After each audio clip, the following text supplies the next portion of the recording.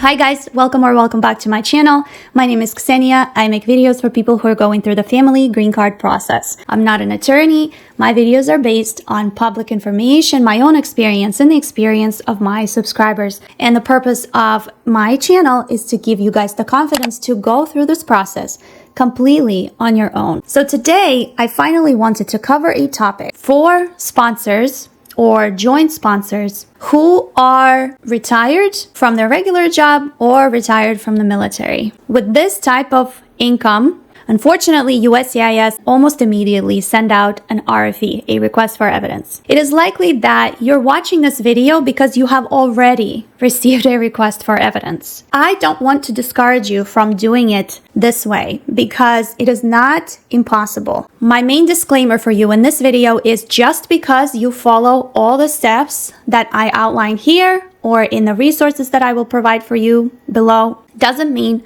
that you will not receive a request for evidence. I do want to give credit to a couple of people who did make a very good video on this topic. As far as I'm aware, theirs is the only other video that covers this topic in detail. If you have any questions about this form specifically, I will most likely not answer them under this video because I have an entire playlist dedicated to this form. And if your questions are not answered in the videos themselves, they're most likely already answered in the comments under those videos. So please do take the time to review the videos and review the comments because I have already put in a lot of work into this specific form. So let's talk about what kind of evidence you will need to provide. So first and foremost, you will need to send in the form I-864 from the petitioner and the joint sponsor if you're using one. You might be watching this and thinking, well, no brainer. Of course, I have to send I-864.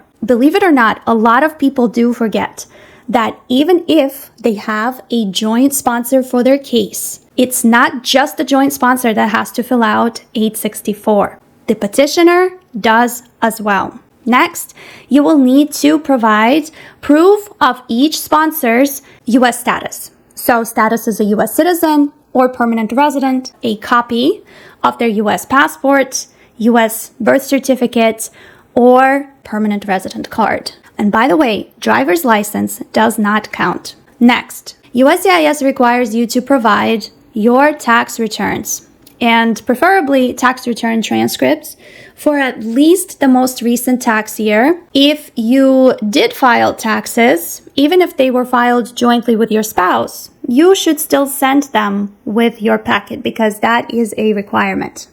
The only time you would not send your taxes is that if you simply were not required to file them at all. Now, in that case, you will need to attach an explanation why you were not required to file taxes. If you were indeed required to file taxes, but you didn't for some reason, maybe you have an extension of some sort, you will need to file those taxes ASAP. USCIS does not make exceptions for late filers. It is very likely that because you are a retired sponsor or a retired co-sponsor, that your retirement income will not be reflected in your tax returns. USCIS looks at the total income line on your tax returns or your tax return transcripts.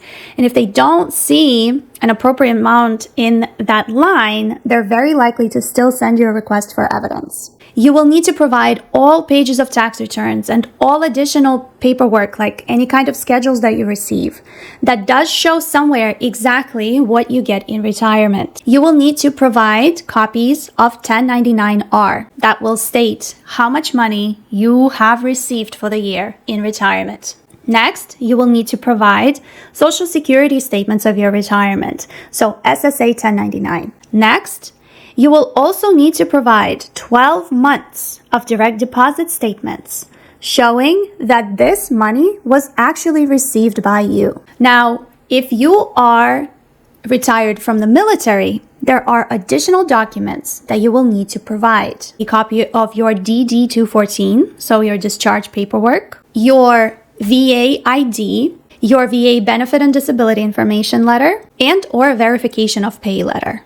And the final thing that some people advise for you to include is a written statement explaining your situation as a sponsor and the nature of your income, meaning that you need to spell out to USCIS, bold and underline it, that you are retired or that you're retired from the military. In that letter, it is recommended that you list out all the evidence that you're attaching that proves that you are indeed eligible to be a sponsor. In the situation where you provide all of this evidence for your retired sponsor, like I said, it is still very, very likely that you will receive a request for evidence. In that case, you generally have a couple of choices. One of them is to simply resend all the same evidence and re-explain again how you qualify. Another option is to provide a different joint sponsor, a person who is employed in a very simple job. I personally cannot advise you what you need to do in your situation. I've seen people resend the same evidence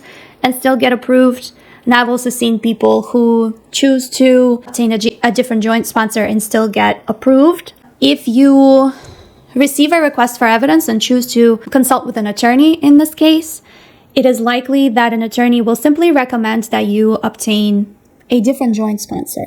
But again, the purpose of this video was to tell you guys that it is not impossible to prove your income as a retiree or as someone in the military. I welcome comments from those of you who have successfully used retirement income. Give other viewers of this video confidence in the situation. So good luck in your case, and I hope to see you guys in my next videos. Bye!